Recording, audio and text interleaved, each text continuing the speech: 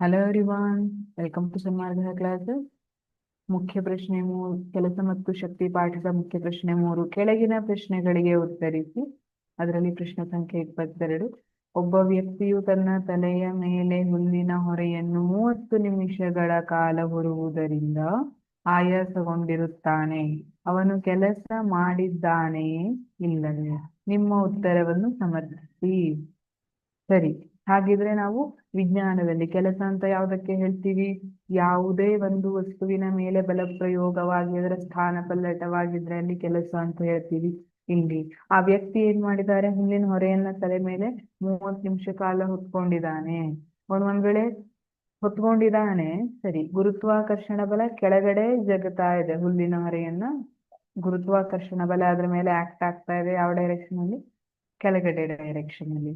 ಈಗ ಅವನು ಹೊತ್ಕೊಂಡಿರುವಂತದ್ದು ತಲೆ ಮೇಲೆ ಇದೆ, ಆದ್ರೆ ಇಲ್ಲಿ ಸ್ಥಾನ ಪಲ್ಲಟ ಆಗಿಲ್ಲ, ಸ್ಥಾನ ಪಲ್ಲಟ ಇರೋದಿಲ್ಲ. ಹಾಗಾಗಿ ಏನಾಗುತ್ತೆ? ಸ್ಥಾನ ಪಲ್ಲಟ ಇಲ್ಲ ಅಂದ್ರೆ ಅವನು ಕೆಲಸ ಮಾಡಿರ್ತಾನ?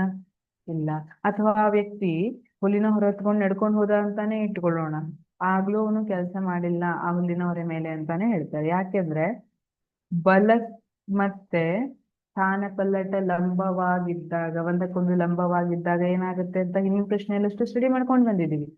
ಅವಾಗ ನಾವು ಕೆಲಸವನ್ನ ಶೂನ್ಯ ಅಂತ ಕನ್ಸಿಡರ್ ಮಾಡ್ತೀವಿ. ಆ ವ್ಯಕ್ತಿ ಹುಲ್ಲು ಹೊರೆಯನ್ನ ಹೊತ್ಕೊಂಡು ಈ ತರ ಈ ರೀತಿ ದಾರಿಯಲ್ಲಿ ಹೋಗ್ತಿದ್ದಾನೆ, ಆದ್ರೆ ಗುರುತ್ವಾಕರ್ಷಣ ಬಲ ಈ ರೀತಿಯಾಗಿ ವರ್ತಿಸ್ತಾ ಇದೆ, ಒಂದಕ್ಕೊಂದು ಲಂಬವಾಗಿದೆ.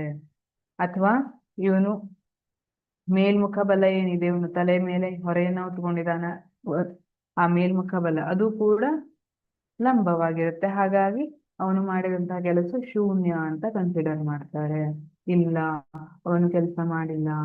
ಒಬ್ಬ ವ್ಯಕ್ತಿಯು ತನ್ನ ತಲೆಯ ಮೇಲೆ ಹುಲ್ಲಿನ ಹೊರೆಯನ್ನು ಹೊತ್ತುಕೊಂಡಿರುವಾಗ ಹುಲ್ಲಿನ ಹೊರೆಯ ಸ್ಥಾನ ಪಲ್ಲಟವಿರುವುದಿಲ್ಲ.